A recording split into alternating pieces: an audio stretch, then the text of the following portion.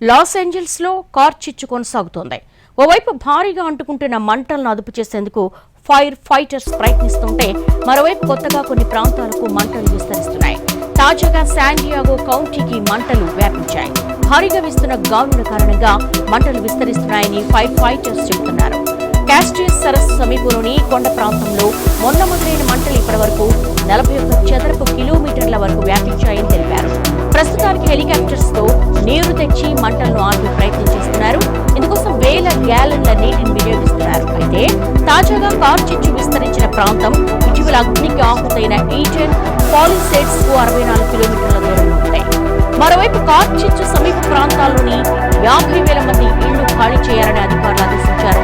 గంటకు 42 మైళ్ల వేగంతో గాలులు వీస్తుండటంతో మంటలు అదుపు చేయడం ఫైర్ ఫైటర్స్ కు పెద్ద సవాలుగా మారింది. ఇటీవల కార్ చిచ్చుకు 16,000 నిర్మాణాలు బుగ్గిపాలయ్యాయి. $28 బిలియన్ నష్టం